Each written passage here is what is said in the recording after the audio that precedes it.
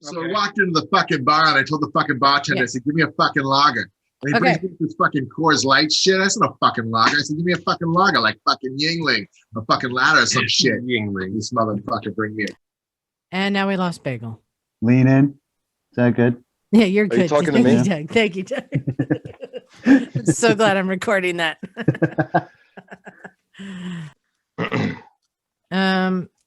Okay. Hey there, welcome to Motorcycles and Misfits. Coming to you from the Recycle Garage in sunny Santa Cruz, California. Hey everyone, this is Liza and I am beat. That's right. Beat down from all the fun I had. Good weekend. It was a good weekend. Good weekend. We will get to that, but let's see who's here. Let's see. We're gonna get right to the the party room. We've got Bagel, Michael, and Emma all together. Hello. Hello, darlings. Greetings from Oregon. Emma, you could actually kiss a ginger right now if you wanted to. I could, but I don't have 25 cents. So oh, darn. But you get a sticker of yourself. I am out of give it the beat. Oh, thank you. Oh, we have a quarter. You boo handsome. Give it the beans. You gotta do that every time that sticker comes up. I got some pure ginger root here. I can keep it for free. Kiss a ginger. God almighty. You hippie. You hippie. No, you don't want to know what's going on over here. All right. My friend is like, what the fuck is going on over there? Well, let's get to let's see. Covering me in the garage today. I got two guys, but the one who showed up on time, it's Douglas. Hey-o.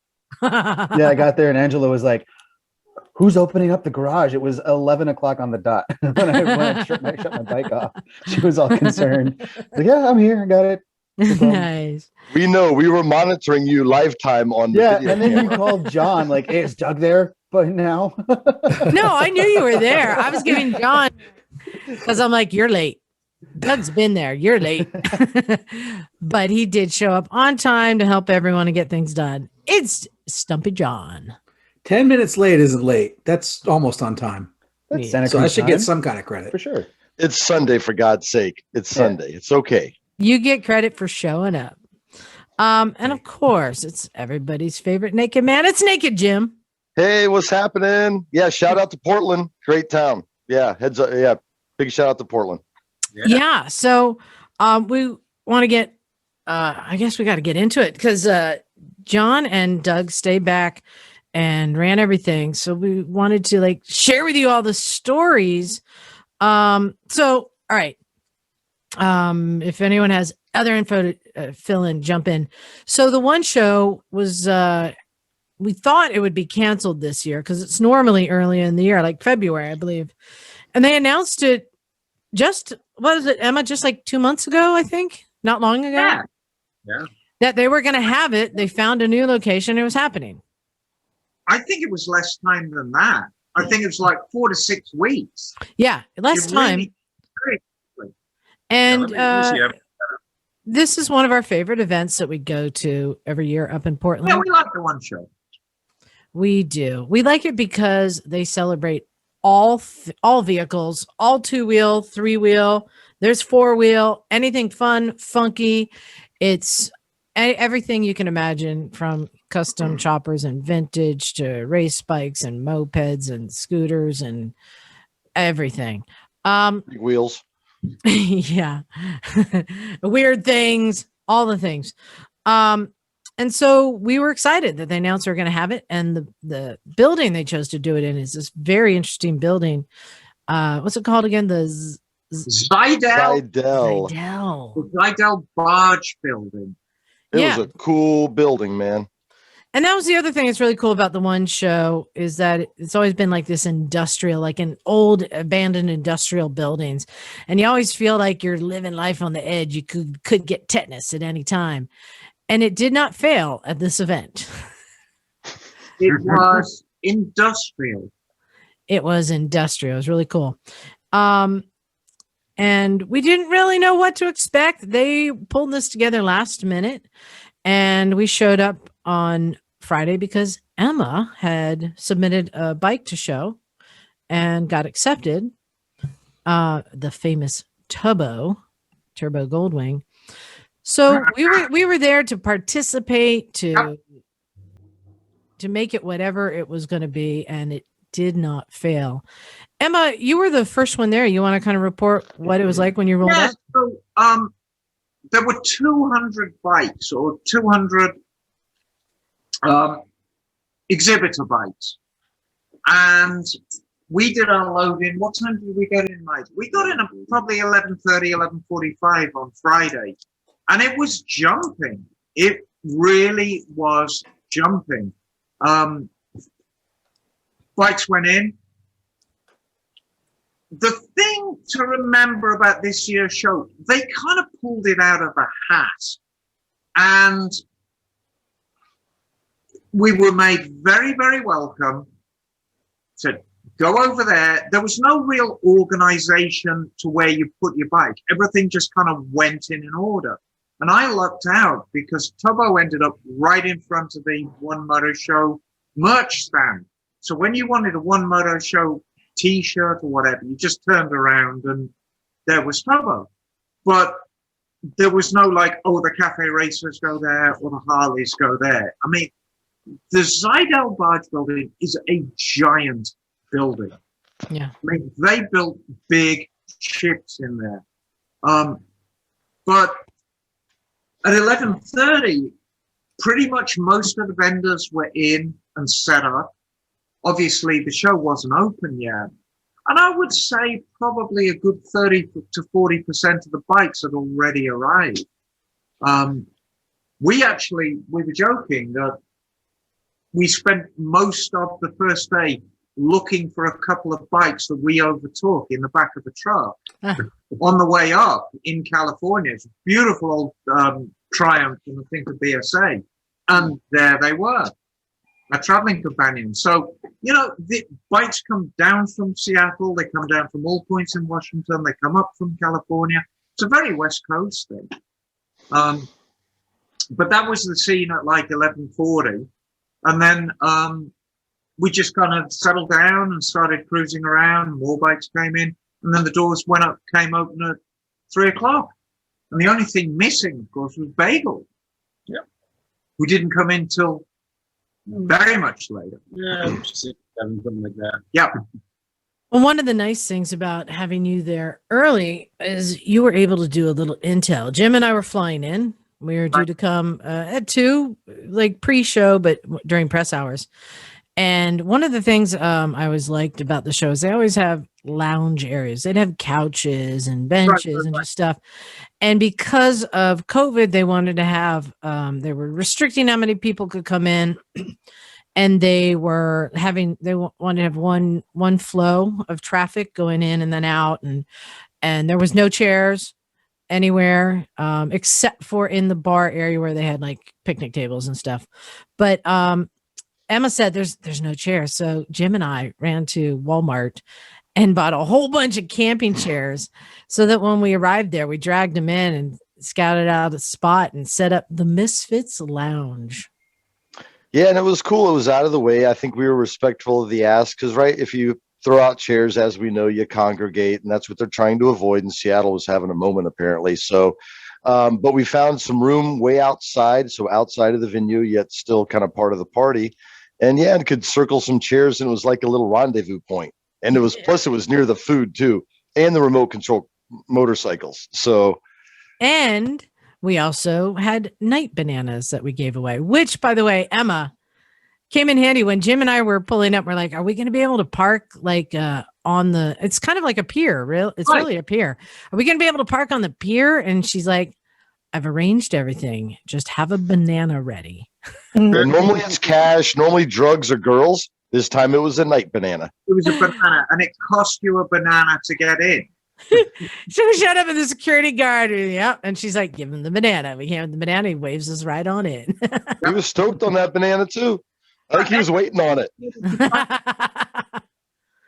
Yeah. So thank you for setting that up, Emma. That's quite all right. Yeah. So I was excited when I got there. One of the things that I think, I mean, Doug has been there. We've all been there. John hasn't been there yet, but I know he's putting it on his list right now.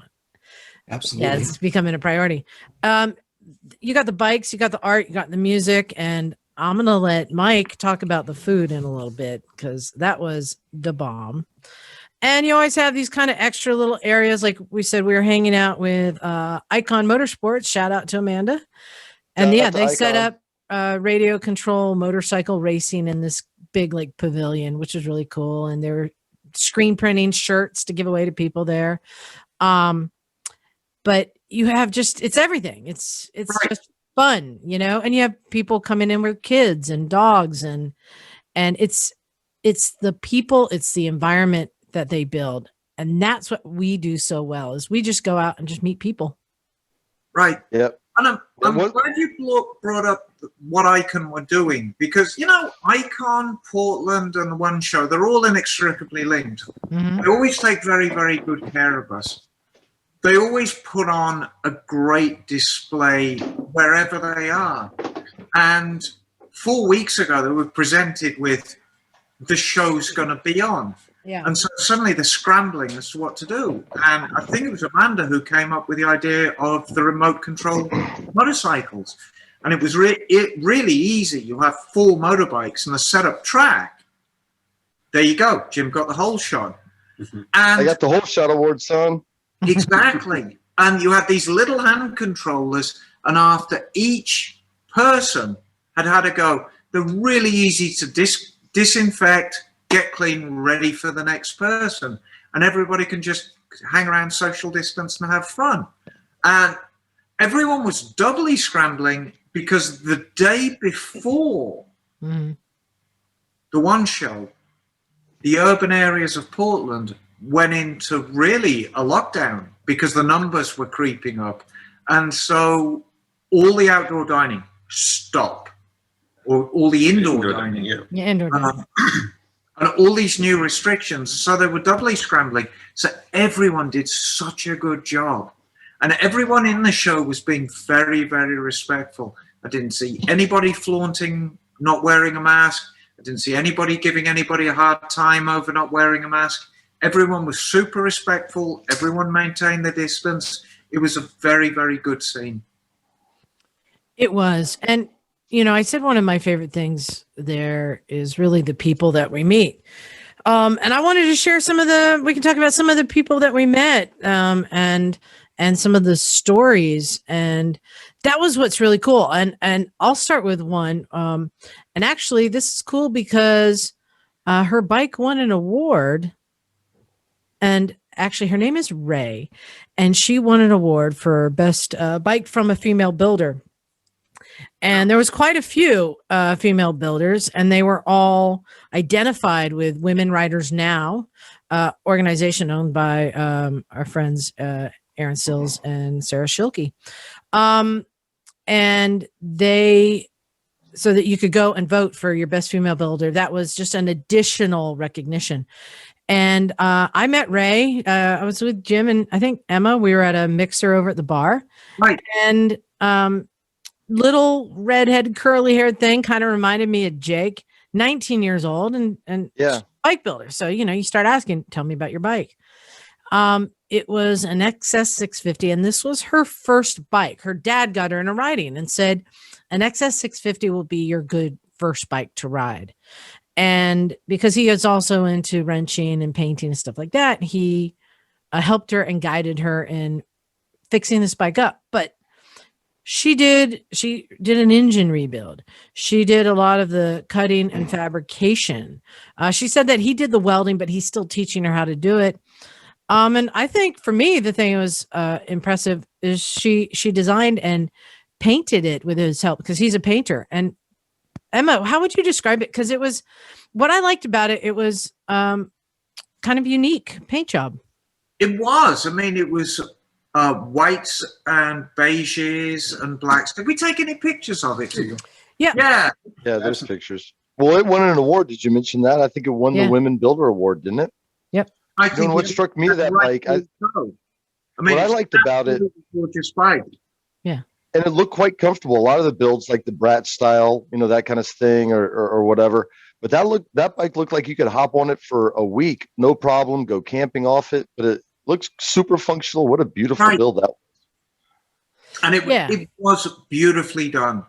It really was. Very nostalgic paint job. The paint job reminded me a lot of the things you used to see on the van craze in the 70s. Yeah, because she had fake wood grain stripes. Yeah, exactly. I mean, you could really imagine go back to the late 70s Chevy van or a Dodge van or something with an extended version of that pattern on it. It was a very, very sanitary build. Beautifully done. And I loved that it was a project she did with her dad. And that's something I love hearing, making new bikers. And she's already got 2 more bikes lined up as projects to build. One of them is a Harley. So she's fast tracking. Jim, you thought you fast tracked in the moto world. No. Oh, dude, I learned how slow track I am. The other thing I mentioned about Ray is it's something similar to the 1-2. It kind of blows this stereotype of what bike builders are. Yeah. If you were looking at 120 people and Ray was one of them, she probably would not be your first choice as the person that won the women bike build, right? And I love that because we met listeners also that had bikes in there, and they wouldn't be the old grizzly person that you pick out. Oh, that guy's the old school bike builder that can do these things. It's interesting to see a lot of these young people that you would never expect building these things. It's wild. Yeah. Yeah, that was really cool. And then another one that really struck me, and again, this is you just start striking up conversations, and then you find out they're a builder.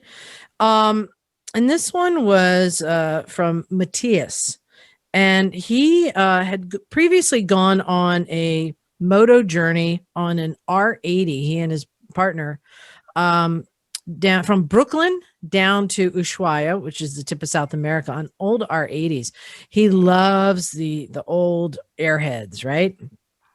So he's planning his next adventure to go from Spain down to the Cape of Africa. And he's doing it on this bike he's been building. Let's see, I got a little picture I can show you guys here. Here's a piece of it.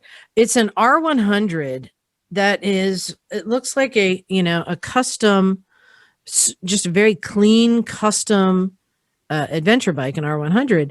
But this thing is a completely functioning bike that has been made to go do this big adventure. And it's got a KTM, I think 690 front end. Right. It's got really cool because it's got this big, beautifully painted tank, and he put 4 bungs in it, just threaded openings that he can screw down his tank bag mount to.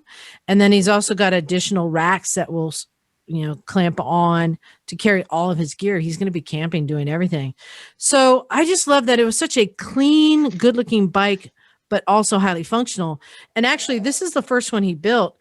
He started his own business. It's called Myth Motor, MYTH, mythmotor.com. And he's offering to build bikes for people who want one that's really, a cool looking functional airhead. Right. And there's an advantage to taking an airhead on these trips like this. Less electronics, less things to go wrong. You can fix anything with a rock and a stick, basically. So, Matthias at mythmotor.com. Check that out. That was a beautiful bike. And, just combining the functionality and the practicality with the thing of beauty, it's very unusual. Oh, and I know our listeners won't be able to see this. I'll describe it. Douglas, you'll enjoy this. So there was art everywhere, all different kinds of art. And there's one I'm like, ooh, I think I need to get this. It's a possum in a motorcycle helmet. Nice. That's rad. I'm like, if that was not made for me, right? Did you find it? It's called Trash Baby. What was that an image on a shirt or stickers? So this is a painting. It was like a 2x2 foot painting, but I can order a print of it for like $30. I was kind of disappointed, Liza. For that. Yeah, I know. I thought we were going to go out and get tattoos on Friday night. I thought we were just going to go out and get it tattooed on our ass. Trash baby tattoos. that was really cool. Who has something they want to share? One of the stories I enjoyed the most, if you went to the very, very back of the building, there was some Harleys scattered around, and one of them was a beautifully presented, but not out of the ordinary late 70s Sportster. And, back in the 70s, Sportsters had quite a different image to the one they do now. Unless you're a custom builder like Mike, Sportsters kind of seen now as shrunken choppers, and they weren't always that way. I mean, back in the 70s, Sportster was seen as very much a sporty standard bike. And so there's this very, very nicely presented Sportster, and it was grey, and you could see it had got some miles on it. And the bike was called Rudy. Aha, yeah. And the story that goes with Rudy, it was owned by a gentleman called Doug.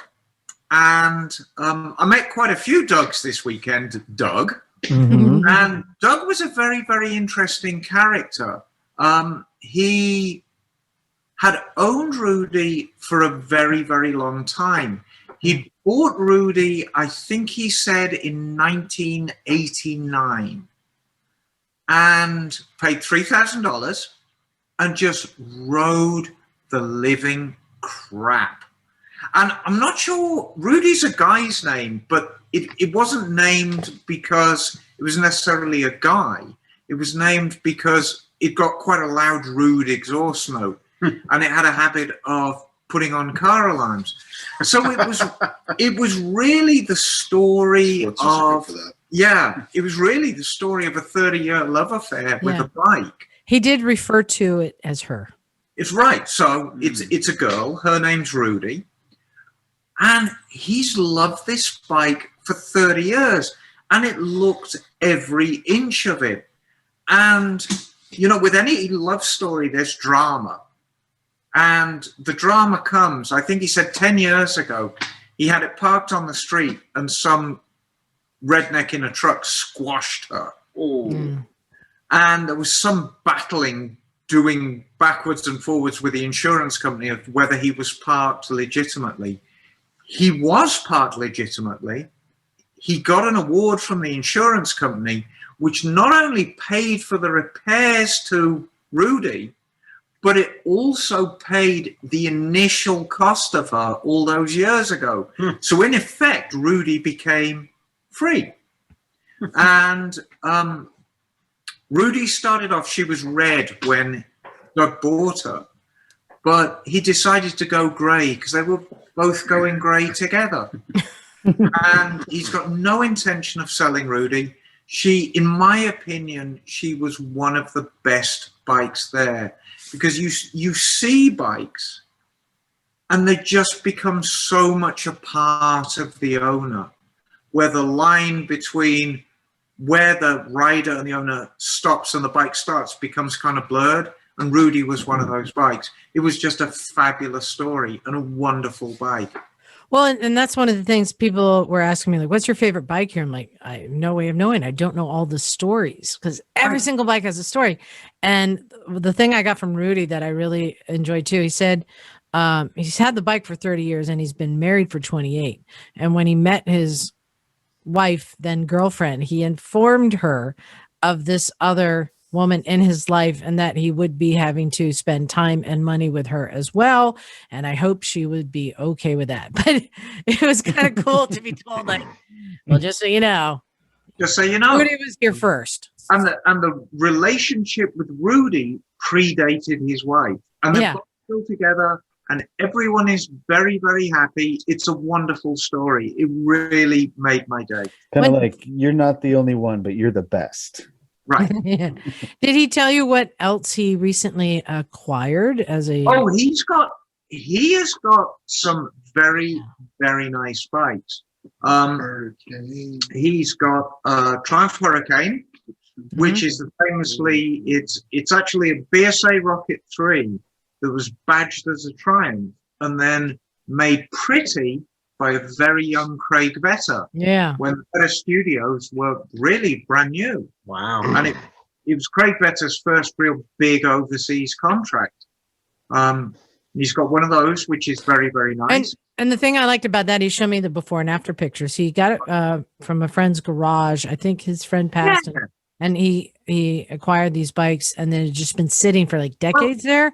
It just looked junked, but because that bike has good chrome and all the fiberglass had that gel coat on it, he was able to clean and preserve without having to do any restoration and make the bike look new again by just being patient and cleaning everything. And, you know, as with so many of these bikes, he inherited them, and he got 3 from this guy. Yeah. When his friend passed on.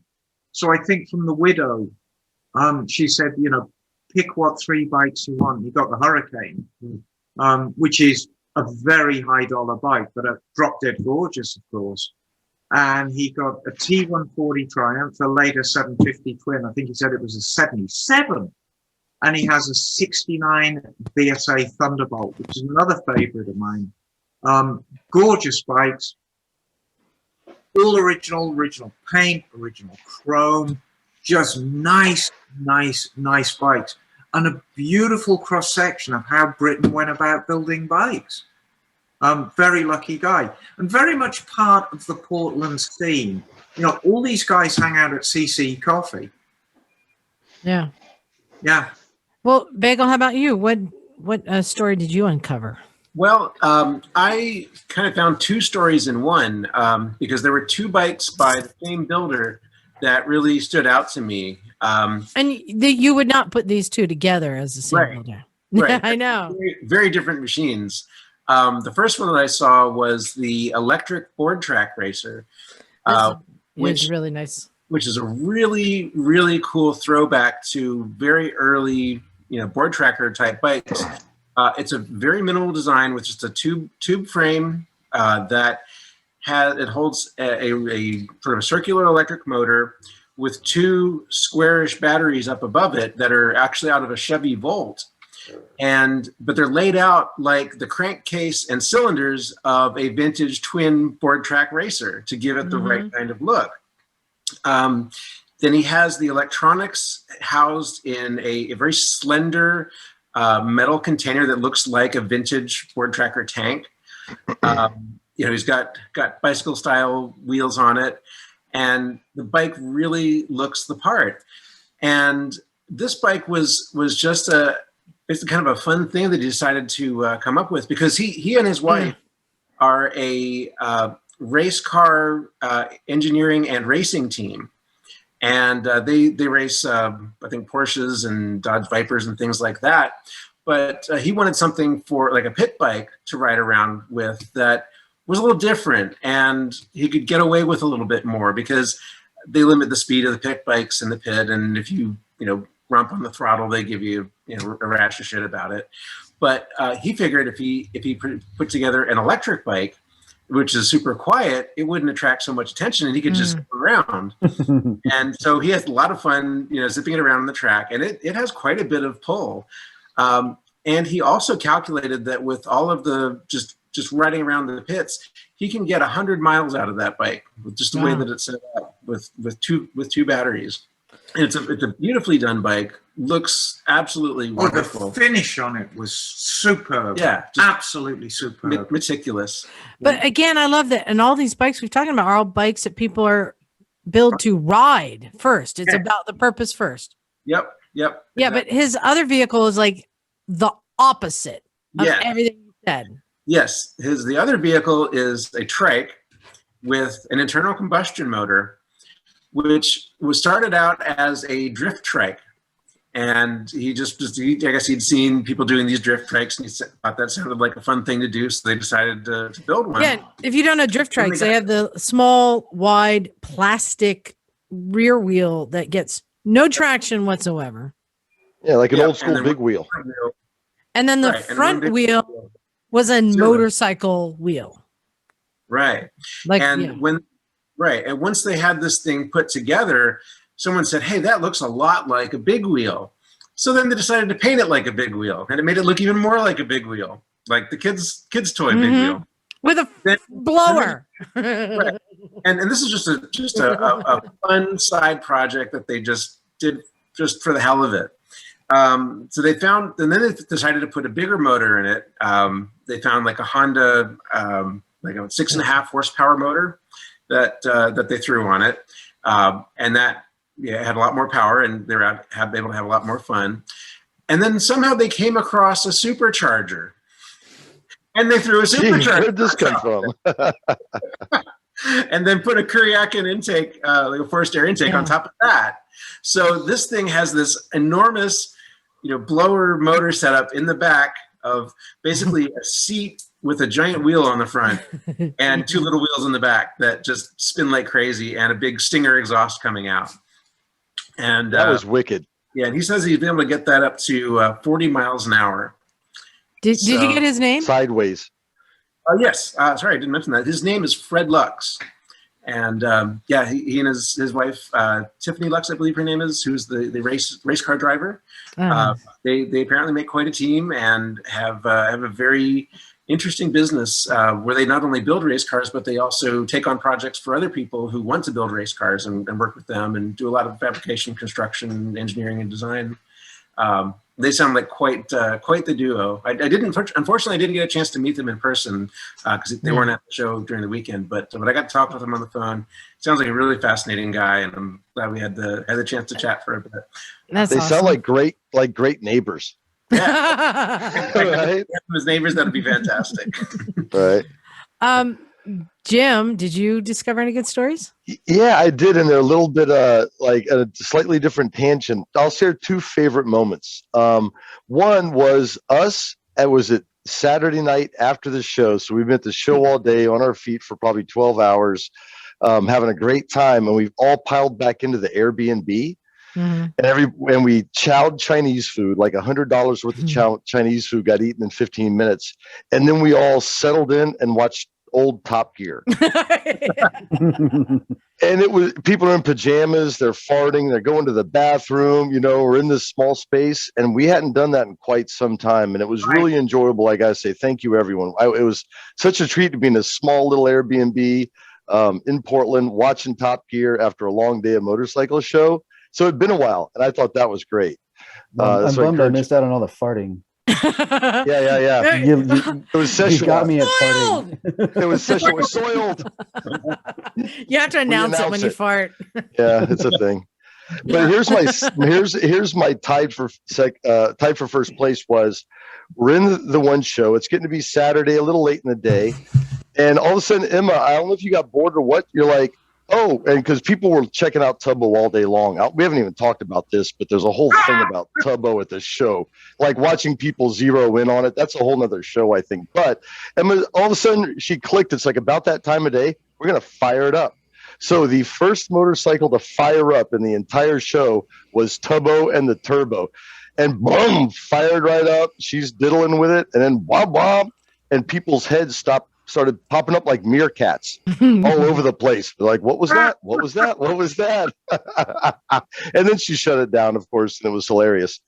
Then the second motorcycle to fire up at the one show, Emma, we were with, and I feel terrible because I can't remember her name, but that young lady with the Triumph. Yes. And so finish the story from there, but we walked down there. And she'd got this lovely Triumph Legend, which is 900cc 3-cylinder bike, and she was she wanted to show me the bike, and it was beautifully done. It was just black, beautiful and brown. Bike. Yeah. And she said, I've got these really good pipes on it that came from England, and I'm like, let's hear them then. And she's like, oh, do you think I should? I'm like, come on, fire it up, right? Fire it up. Yeah, is this a bike show or is it not? Yeah. And she Thank you, Doug. Fires it up. And she's letting it idle. Come on, let it rip. And she opens it up, and this thing is loud. And it's, but it's epic. My favorite part is, you may not be able to see this, but she looks at Emma and like what to do, and Emma's like full grab throttle. She's like, rip it. And next thing you know, it's echoing throughout the whole thing. It was bitching. So those are my two favorite moments. It was just doing misfit shit. You know what I mean? But the postscript to that is I fired Tubbo up a second time. And we're going there. And it's okay. It gets better every time. I can't wait for it. made our peace later. And I fired up Tubbo a second time because I heard some dreadful child say, well, it probably doesn't even run. No. Challenge right there. So I fired up Tubbo a second time. This is probably about 8:30, 8:45. And the show had really been organized by this lovely lady called Rachel, who kind of looks like Lucille Ball. Yes, in the best way. In the nicest way. And she just comes steaming over and like, stop! No! And I shut Tubbo down, and this giant blue flame just goes like. One shot. I love it. That's because they think they're going to be set on fire.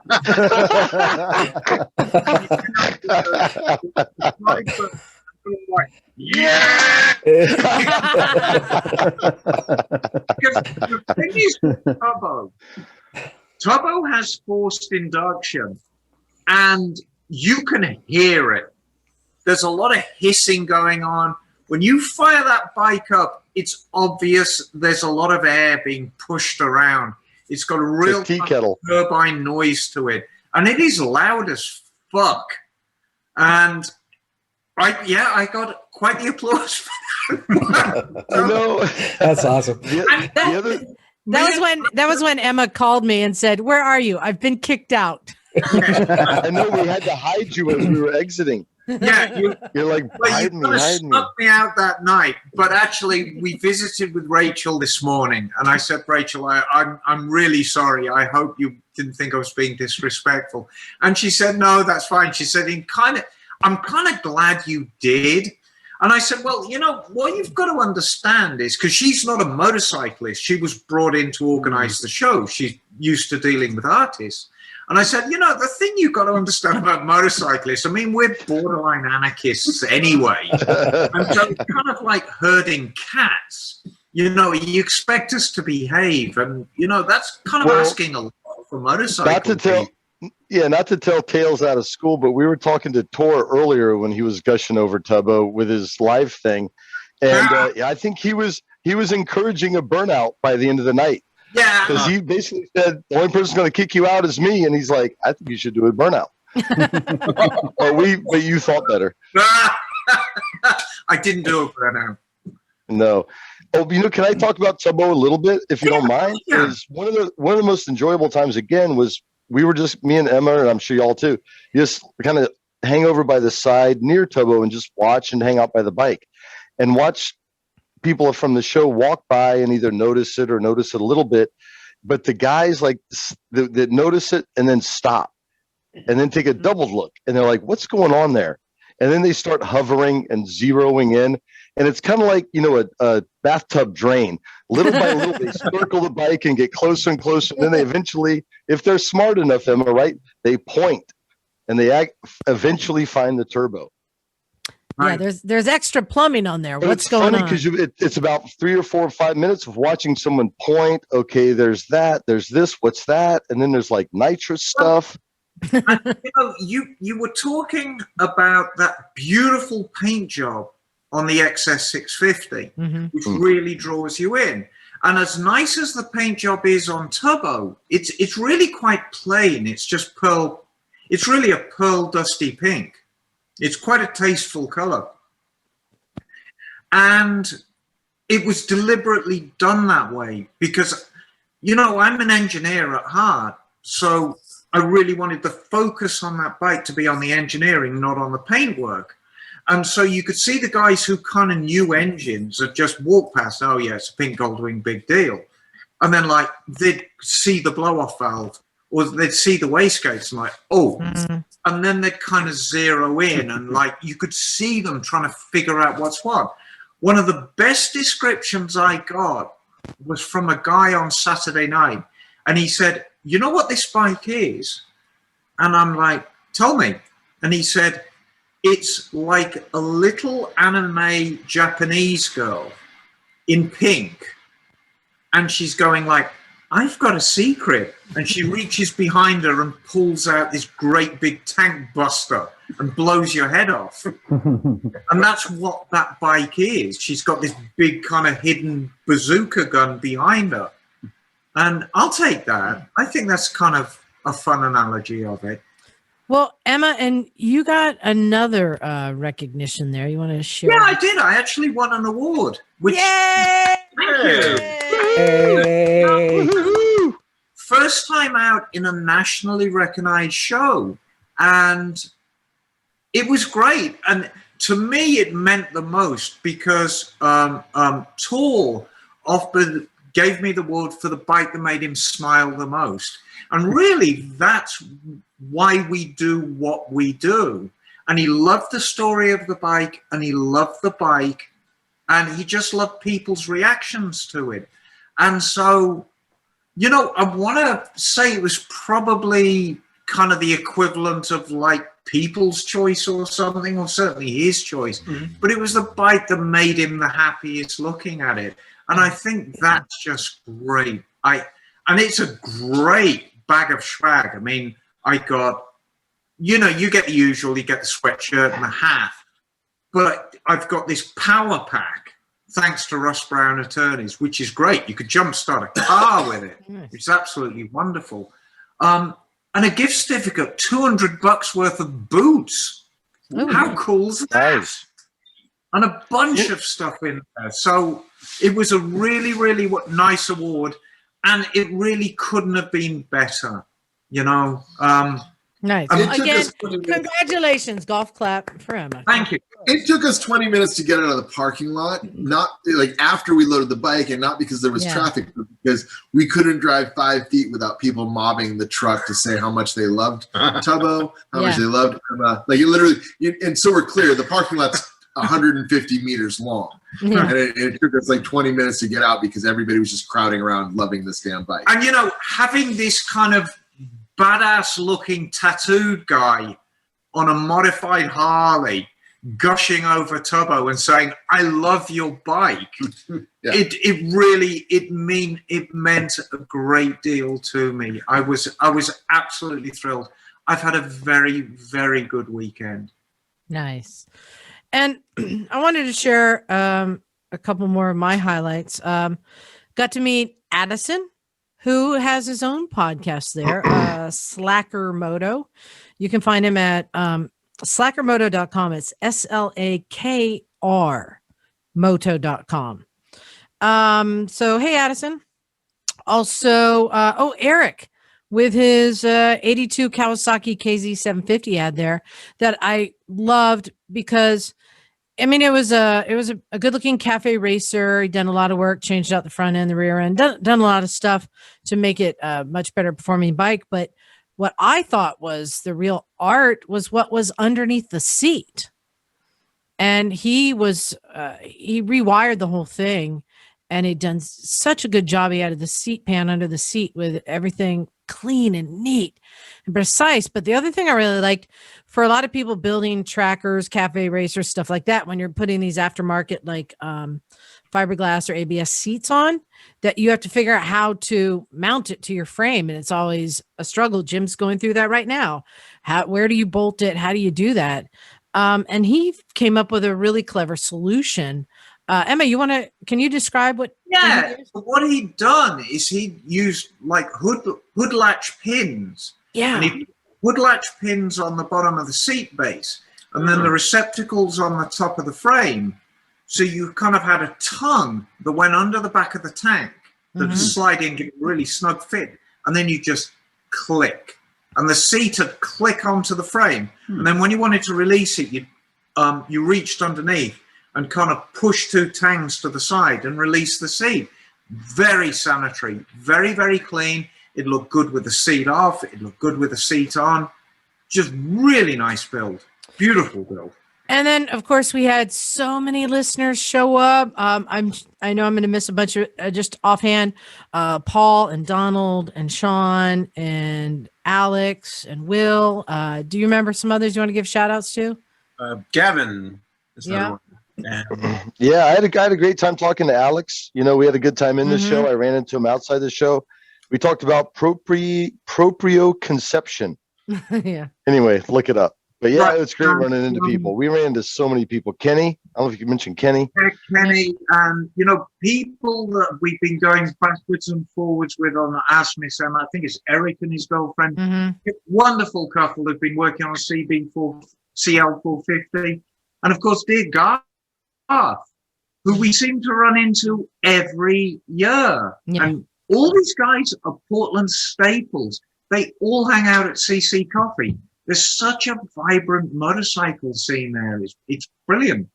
However, me and Mike are actually going to push south. We've still got a very, very long way to go home. So we're going to actually sign out right now. Not yet. Well, almost. Just wait. I want to share the drama. Just wait. There was drama.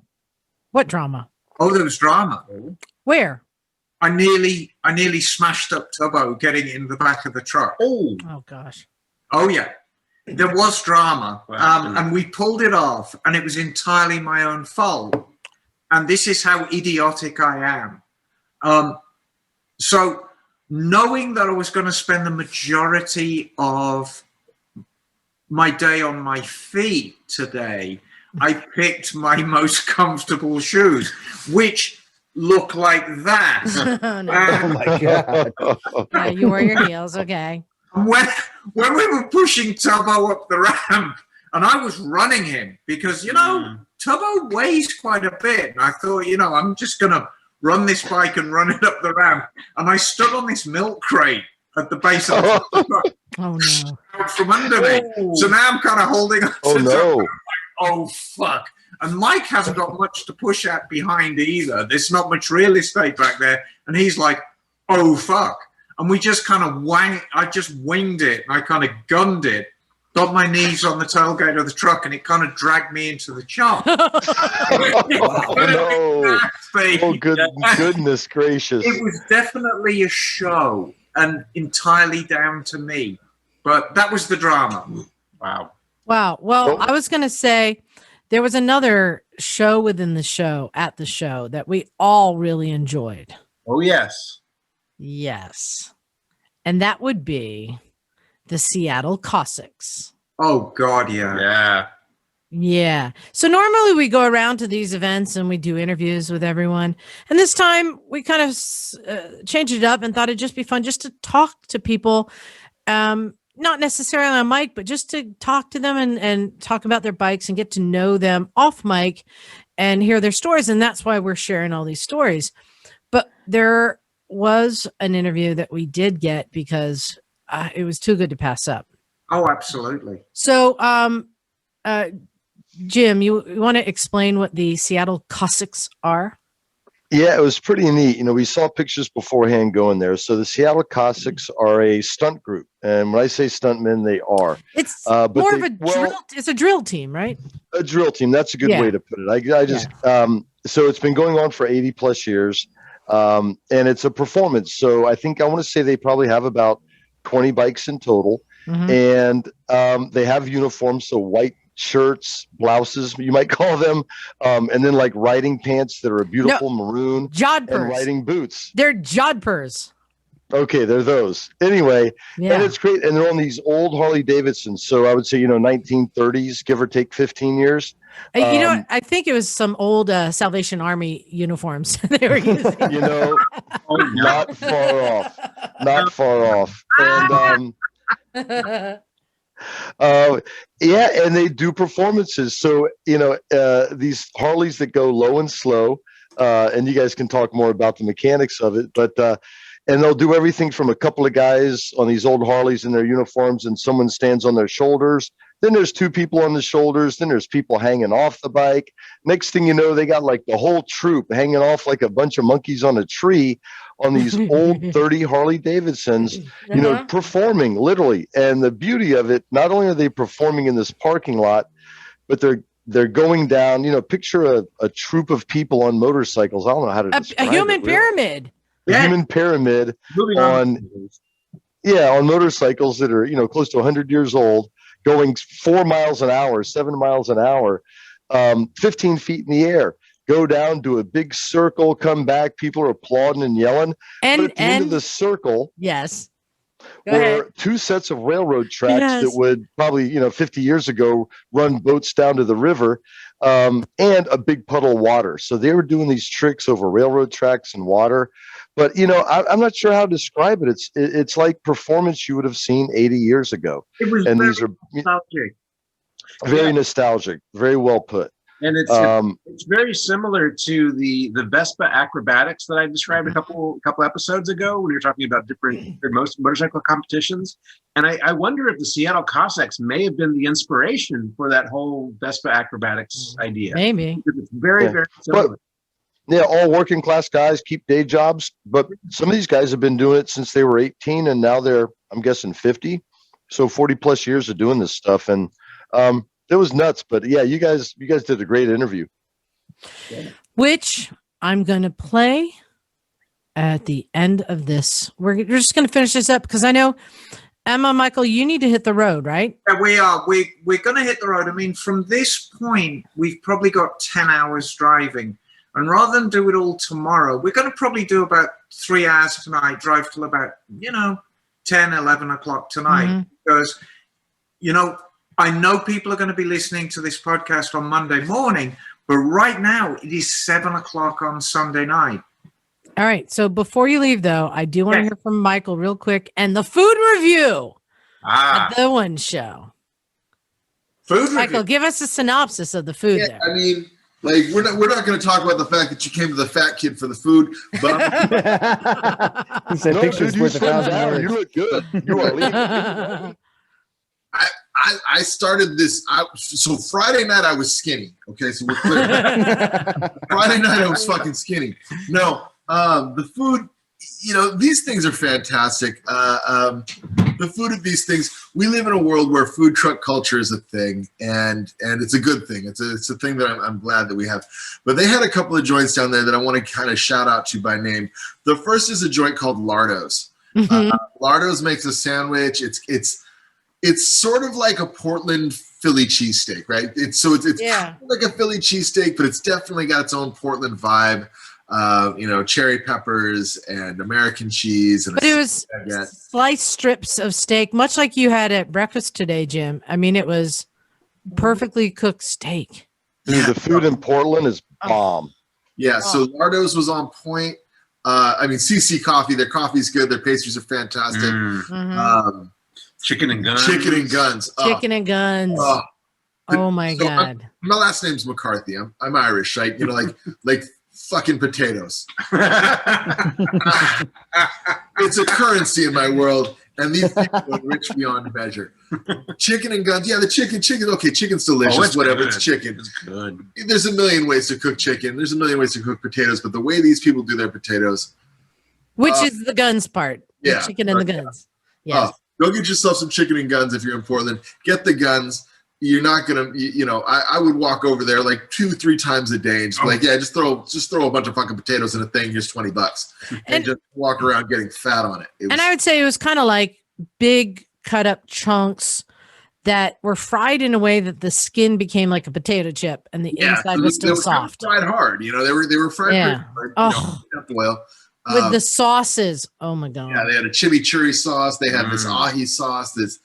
And with some pickled onions on top. You couldn't go wrong. There wasn't a lot of options in food there, but the food options that they had there were so good that after 3 days of being in the same spot with the same basically 5 food vendors, I was still going back and getting seconds from Chicken and Guns, going back and getting seconds from Lardo's, going back to CC Coffee and their pastries.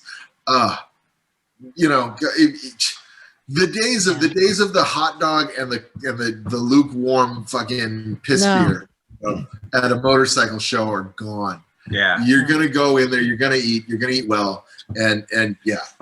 Good stuff. Yeah, and there were test rides, there were vendors. Emma and I had a race on these electric inline 3-wheelers. That was fun. Sure. There was it was a well done. Who won? Well, Who got lost? You beat Liza too, Emma? Okay.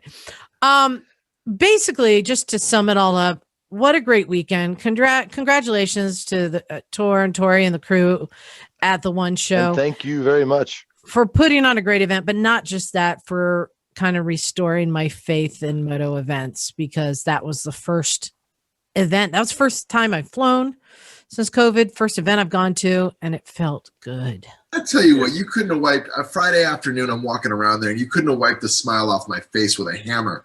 And it had nothing to do with the bikes. I mean, that was part of it, sure, but like the reality was like just being around people, right? Being around people, being around people that were being really respectful of the fact that we are still in a pandemic. But like, so there was, I didn't see anybody walking around mask ass, like none of that garbage, right? Masks up, social distance, being really respectful of the space, everybody in it, the bikes in it. And, the fact that this was the first real social interaction, that a lot of us had in a year with regards to crowds and bikes and all of that. And it was just wonderful. You couldn't have knocked the smile off my face with a sledgehammer. It was great. Yeah, and I have to say too that since I haven't seen any of you in 6 months, it was wonderful to be able to hang out, and just the feeling of being at a show was so nice, because this very easily could have not happened.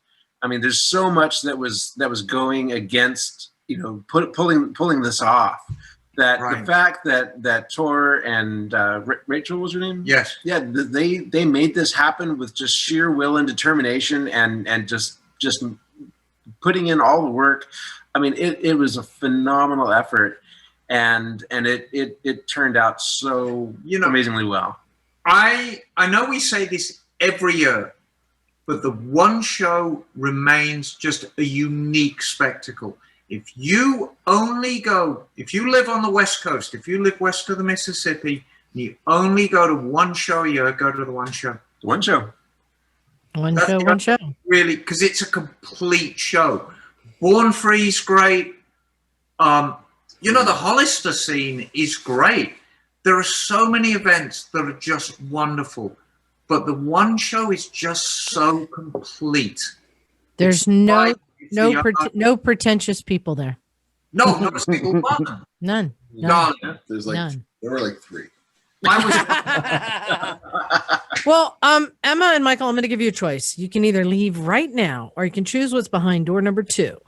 And that would be stay another 15 to 20 minutes. Let's hear Douglas and John give their report of what happened in the garage, get your feedback from it, and answer an email. What do you think? Door number 1 or door number 2? We're going to do door number 1. I know it's the party poop. Okay. Doug's got it handled. Anybody wants to send me an email next week, I'm happy to do so, but we're going to hit the road. I love you all. I understand. All of you came to meet me and loved on me and Turbo. Thank you. I had a very, very good weekend. Cool. So let's get report Bagel. I'm sure you'll see them out. You'll pop back in. Let's get a report from Doug and John on what happened here in Santa Cruz while we were gone. Fill us in, and then we'll end with the interview with the Cossacks. It was great. We had a marching band come through, and they played all the things, and then a bunch of go-go dancers came in, like 60s style, and did some go-go stuff. And so you guys missed the best day that's ever been had in the garage. The troop of rubber banded butt snappers came through. They came marching through along with the parade. Yep. There's really long rubber bands, and God forbid you stand up because you get a rubber band right in the keister. No, but you did help some people, and you did. Davey came through and did a trifecta of an oil change in his Harley Road Glide. Oh, nice. The primary and the transmission and the engine. So that was interesting. I'd never worked on a Harley before, so I helped him out. Like, with wait, that. wait, you got I oil held here up the, and I here held the and bike here. up for him. Yeah. I held the bike straight up and down for him. But it was interesting because the primary is, Harley owners know there's a drain, but you got to take the side cover off to fill it up. Yeah. Which is kind of weird. But yeah, he did a fluid change, and then we had a young lady from San Jose come through with a blue 1994 Nighthawk 250 that she had bought from a local mechanic in Santa Cruz, and it needed some going through. It was her first bike. She got it in June, but it only rented it in about 50 miles or something like that, John. 50 miles, yeah. Yeah, 50 miles since June, and the oil was low. The tires pressure was low. The valve cover gasket was leaking, so we helped her put that on, and I took it up and down the road for a little bit and noticed a few other things that needed some adjustment that she probably wasn't too keen on focusing in on or narrowing in on. Yeah, super fun bike, very zippy. The throttle response was great. Jim, when was the last time you rode a Nighthawk 250? I'll say it's been too long. You know, it's been too long. Nighthawk, it's a great one. Big fan. Yeah, super fun bike. Well, and accessible, right, Doug? It's like you go to work on it and you're like, oh, this. Yeah. I've worked on harder things, right? Yeah, everything's right there. Everything's right the bike doesn't weigh anything either. So I mean, single carb for 2 cylinders, super easy to work on. So it's a great It's a great bike to teach someone to work on, because it's not like an inline four. It's like, oh, guess what? You get 4 carburetors. It's like, look, that's right there, and this is how you do it. So that's cool. Yep. Having to sync she up was gung carbs and everything. to work too. So they had to clean it. We had to clean up the valve cover. So I had her back there, getting all the gunk and garbage off of that. But she was like totally down. So she helped put everything back together and was really eager to learn. So it's always great when somebody like that comes in and really. Yeah, she was stoked leaving that place, and that bike is all that much safer now. It's not leaking oil, and tire pressure is good, and the brakes were out of adjustment. So I just love hearing that, though, because this is exactly what the whole reason for the garage is. And I also just love the fact that when I help people, like many of you that I've helped out, I feel good about it. And then to know that you guys are able to step in and do that same thing and feel good about that too. We learned it from watching you, Liza. Oh, stop. Exactly right. No, I love that you guys enjoy that too. It is satisfying to be able to help someone. And rewarding at the same time. You just get to pass on this stuff that can, it's good shit to know. It's helping the motorcycle community. It's that simple. Yep. Well, and she'll be back too. Cool. And it's passing on to the next generation too, which is critical if we're going to have new riders. And Doug, you had a topic you wanted to bring up, and Jim, you and I can relate to this from something happened to us recently. Yeah. You should tell that story. I'm sure this is nothing that hasn't been discussed already at length. I just had an experience yesterday that was very positive. Coming back from San Jose to Santa Cruz, and for those of you who don't know, you need to go over the summit, which is Highway 17. It's about 13 miles of very windy, 50 mile an hour. It's a racetrack.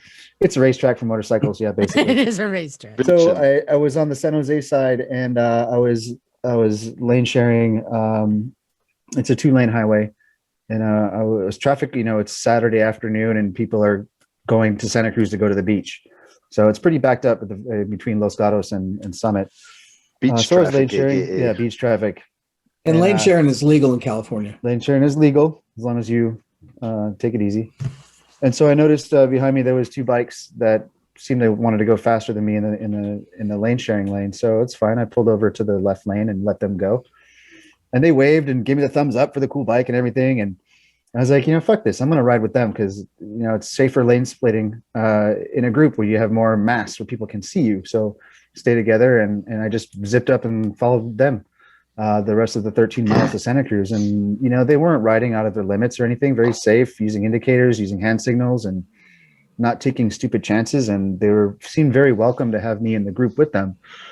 And I felt that much safer traveling with, 2 other people in a group instead of by myself. And what the thing I wanted to bring up was the what do you call it? Silent communication. Are we playing games now?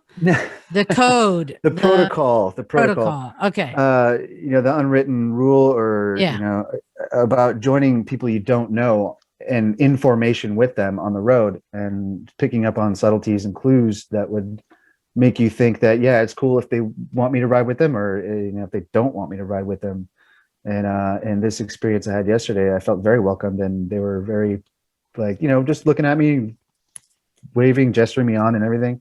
And it's not like, I felt like they were escorting me at all, but it was just cool to be welcome into a group. And then when I took my exit, I waved to them and they waved back, and it was business as usual. So the etiquette it can vary, of course, on demographic or geographically, in California, but in other parts of the world where, lane sharing or lane splitting is okay or acceptable. I'm just curious to what the etiquette is around the world, or even in other parts of California. I can share with you, it's not just lane splitting. I've had a similar experience that is much more common when you're long distance traveling.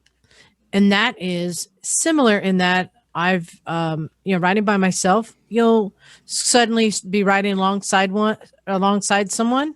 And then it's like, you're just kind of riding together and you're like, hey, what's up? And then it's like, you get off to get gas together. And you're like, hey, what's up? Hey, I like nice your bike. What's your name? Yeah, you want to go on up and get lunch at this place? Yeah, I know, cool place. And you end up like riding with them for a day or two sometimes, and it's like, there's this camaraderie amongst motorcyclists out on the road. And you experience that in just a smaller portion. I've experienced that multiple times in long distance riding, where you just buddy up with somebody who you just run into at a rest stop or something. Or maybe you pulled over on the side of the road to check, hey, did you need something? No, I'm just changing, put on a jacket. Like, hey, you want to ride together? Yeah. It's cool you had that.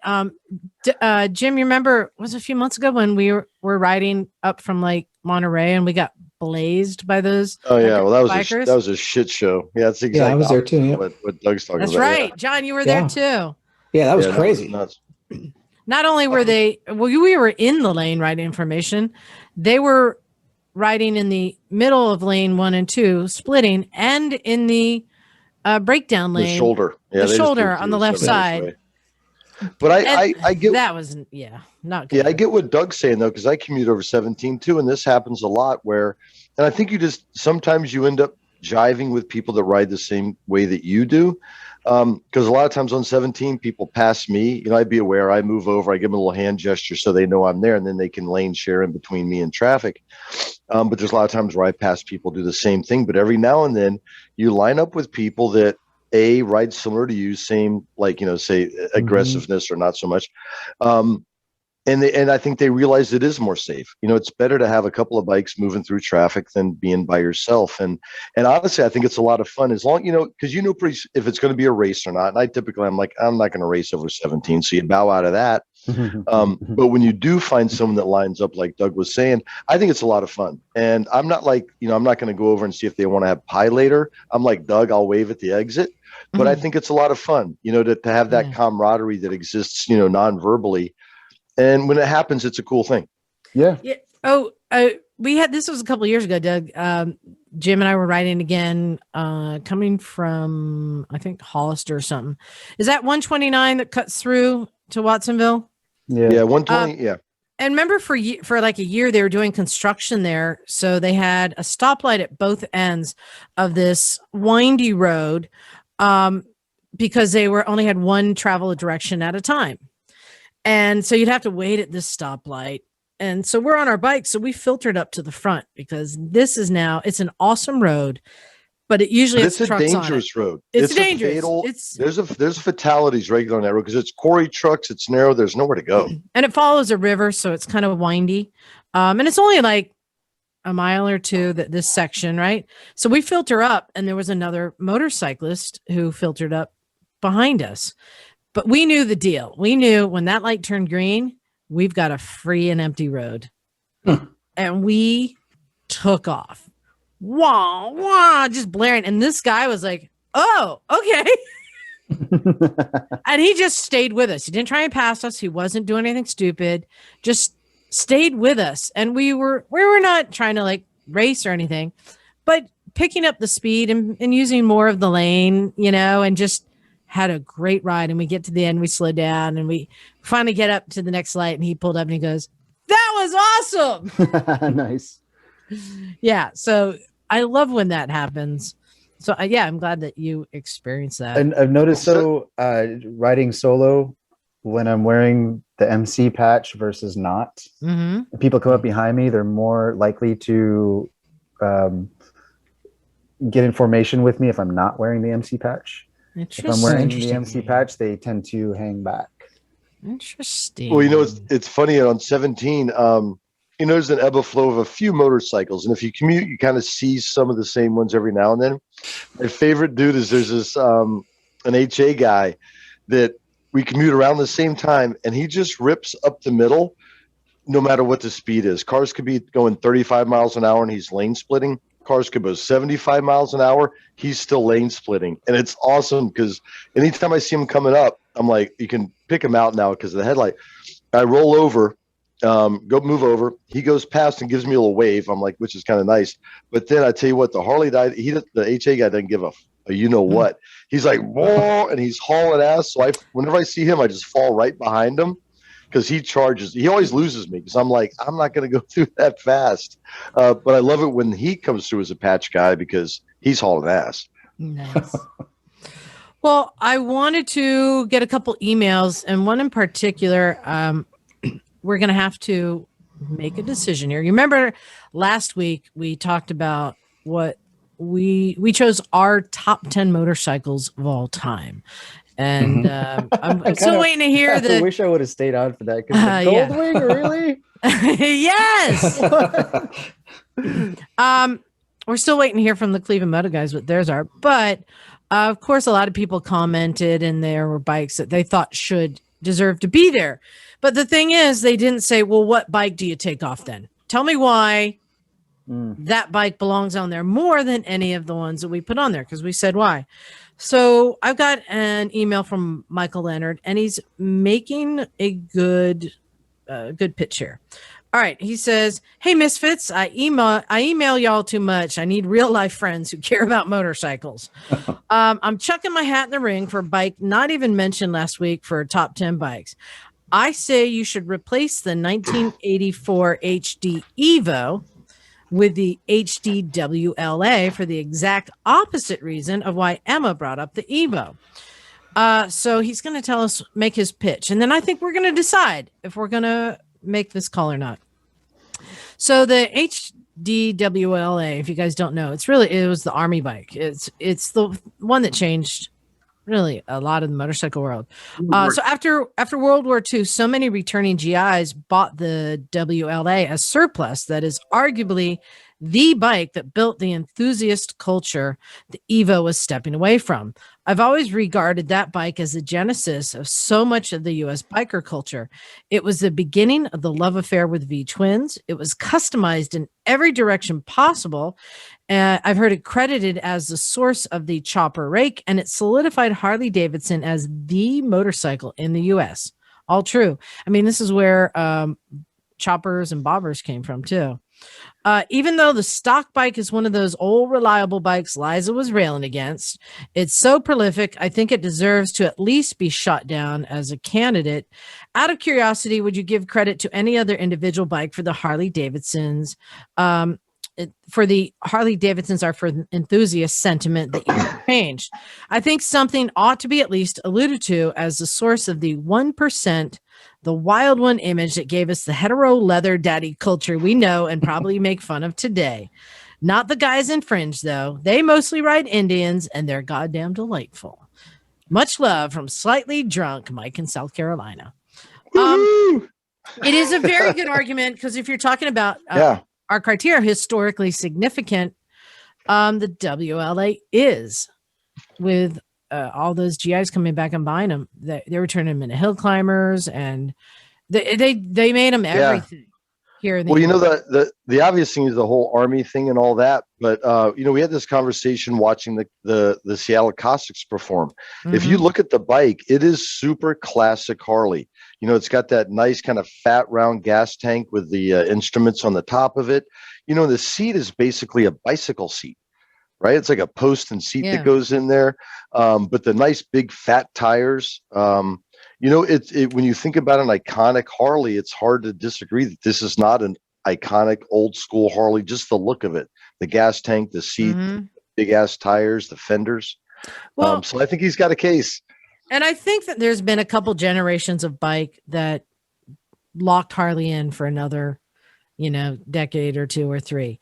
That's the thing. The reason Harley has been able to be around as long as it has is because of many models. I believe that Emma was saying that the Evo was the biggest jump in evolution in the motor and the reliability, because you have to remember the reliability of Harleys wasn't there until the Evo came along. See, that would be my other argument then, is that, you know, Harley was a brand that was struggling, and the Evo, while maybe it didn't bring it up to like present day in terms of technology, it definitely brought it forward a couple of decades at least, and may have not, you know, Harley may have not been able to come back from the brink at that point too. So I don't know. I'll be honest, I'm kind of feeling like they both have good arguments, and I'd be willing to let them share the same spot. Being a Harley Davidson, two models that significantly had an impact on American motorcycling. What do you guys think about that? Was there any other Harley on the list? That was it. Yeah. The XR didn't make it in.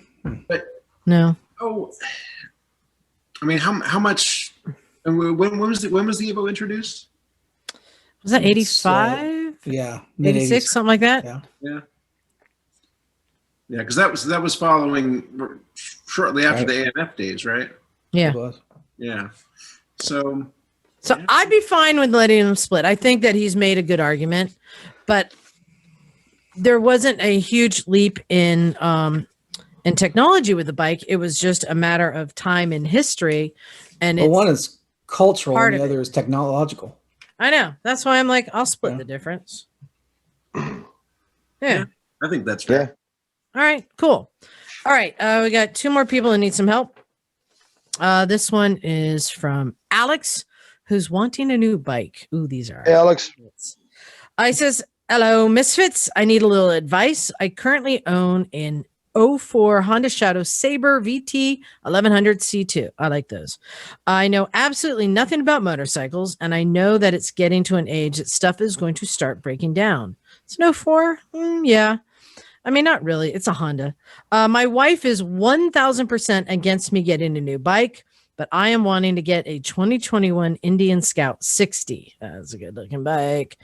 They run about 9,000, and she thinks that's too much. So basically, what I'm getting at is, do y'all have any advice that you can give me to get my wife to understand that when the bike does start to have issues, it could cost potentially thousands to fix? And it makes for sense for me to get a new one, since I will be doing no work on the bike and I will have to take it to a shop, pay a lot in labor. Thanks for any help. Here's your bit of advice. Start off with, I need a new Kawasaki H2. And then work your way down to what you actually want. His problem is he's got a Honda. That's his problem. If it was a different brand, it may be a different story. A Ducati, you'd be like, yikes. You guys are missing the obvious here. Oh. I think he should encourage his wife to get into riding. And you know what would be a great first bike for her? Mm-hmm. A Honda Shadow Sabre VT 1100 C2. That's a great. Yep. I tell you, Liza, you got to write a book. Lesbian advice for straight couples.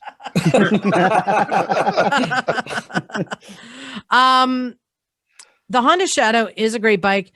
Here's the thing. If you're wanting it to be a daily rider, an 04, I mean, it's still hanging in there, but it is going to start needing some things. That's shaft drive, right? Yeah. And it's carbureted, right? Might be fuel injected. I don't remember on this one. You have a couple things. You sound like you're really against working on it, and I would highly recommend that you do work on it, because this is the perfect bike to learn how to do basic maintenance. You've got videos on YouTube, as we discussed recently. to watch. You can get a manual. It's simple to maintain. It's not going anywhere.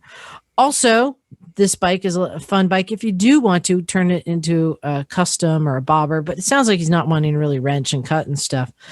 But the reality is, because it is a Honda cruiser, it's going to hold its value pretty good. So whatever money you have to put into it to maintain it and fix it, it's not going to keep depreciating very much. These bikes are solid bikes. You're still going to be able to get your money out of it. Right? So I would try and get her into riding. I would work that angle. Yeah. An Indian Scout for $9,000. That sounds like a really good price. Well, it is. The one thing though, I'm thinking if you're going to buy a modern street bike, and I think it's pretty accessible now and affordable, are electronics like ABS, traction control, things like that. The Scout is a sweet bike. It looks great. I think it's awesome, but I don't think you get any of the kind of the modern stuff that you might get at the same price. I'm like, with like the new KZ900 stuff like that. I'm wondering if if you could get a little bit more technology for the price, if you are going to go new. I still go with you, stick with what you got. But if you're going to go new, take advantage of some of the technology if you can. Well, it depends on what kind of bike you want. But like today, one of the Rebel 1100s came through the garage, and that would be a great step up there. Totally. And they're not that expensive. Yeah. So you got a couple different ways you can go. But the other question is, why do you want to get rid of your Sabre? Just because it sounds like the bike is still running good. It hasn't developed any problems. You're not getting rid of it because you keep having to take it to the shop. You really just want a new bike. That's what's happening. So get it. And just buy something.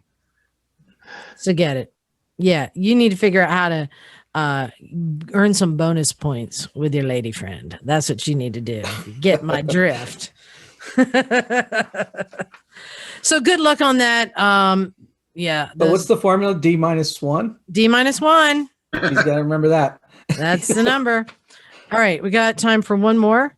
And this one is from Nick from Michigan. He says, "Hey, Misfits, big fan of the show. I started listening last fall and have been hooked ever since.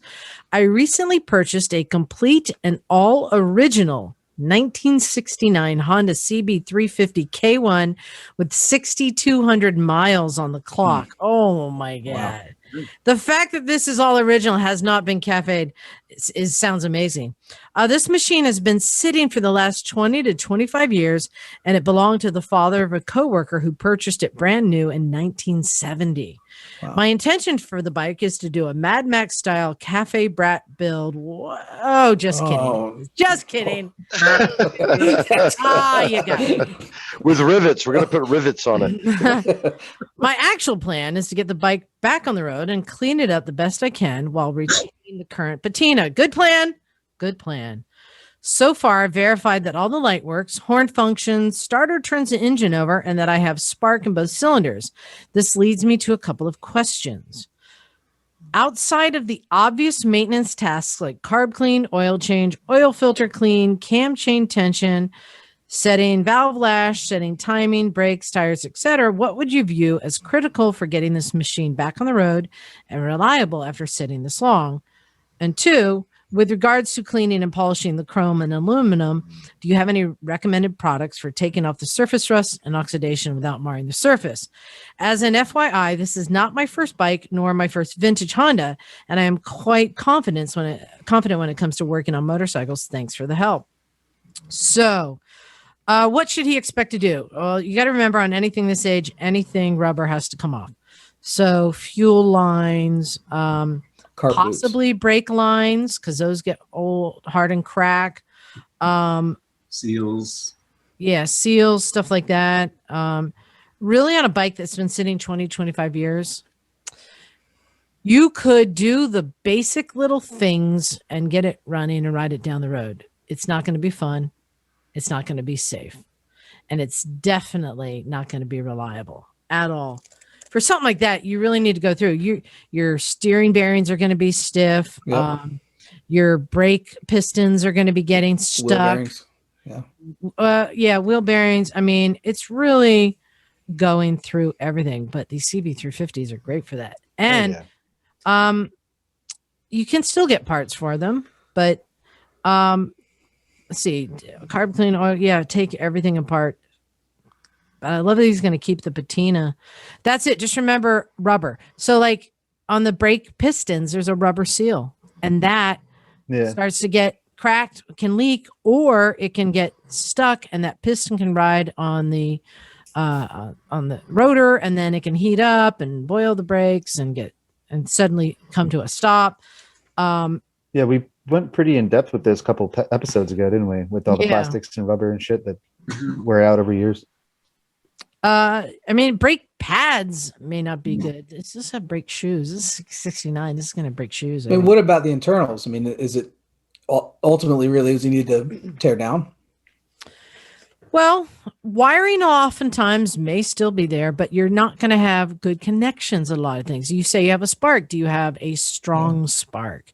And that's another thing, is cleaning the contacts on every single light socket, stuff like that. I mean, Bagel, you run into this kind of stuff.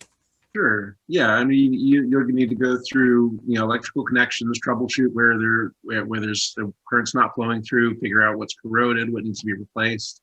There's a lot of troubleshooting that's probably needed on a bike that's been sitting for that long. Mm-hmm. Yeah. In the copper wires that sit there, once the oxidation starts on one end, you got to follow that wire as long as it takes to stop that oxidation. You got to give it a couple inches to nip that off too. Yeah. And also with the engine, I would take a very good look at the oil that comes out of there when you change it, just to see what's been happening in there. Because if there's a lot of condensation that's developed in the crankcase and the oil comes out all milky and cappuccino looking, you could have some really bad corrosion problems inside of there. What do you think about doing like a kerosene soak? Honestly, I don't know if that really does a lot of good. Well, it can unstick piston rings. It could, if you have stuck piston, sure. And it also helps get any gunk out that might be flowing back into your oil. I don't know. I mean, you can try to use kerosene to dissolve deposits and stuff, especially if it's been sitting for a long time, and that may help. But you really need to flush that out well. Probably do fill it up with oil, run it once, and then drain the whole thing again and rechange the oil after that. I think another thing that a lot of us have encountered, I'm going to give you a big tip. Get a good fuel filter. The tank will probably have some rust in it, even if you can't see it. Get a good fuel filter. Yeah, actually buy about 4 or 5 of them, and you're going to start swapping them out every now and then. Let those fuel filters take the hit. The best thing I've used for rust in the tank and from Miss Emma was a Metal Rescue. And it's an overnight soak, but man, that gas tank was immaculate the next day. Nice. And as for cleaning and polishing chrome and aluminum is a little bit harder because aluminum actually has a clear coat on it. So to be able to polish it, you have to actually remove the clear coat first. So that's a bit harder. You can do tricks like sometimes using apple vinegar, stuff like that to help with or you can use CLR if you do have any of those white deposits, 3M pads, but you're basically taking down the clear coat that you're going to have to, it's hard. You have to take care of the clear coat. As for the chrome, I just like WD-40 and a 4/0 steel wool. No. Yes. I know. I've been telling you. About steel wool to scratch the chrome.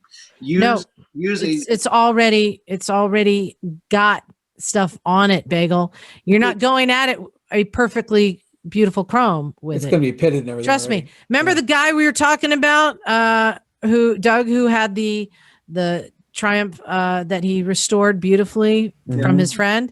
He told me he used WD-40.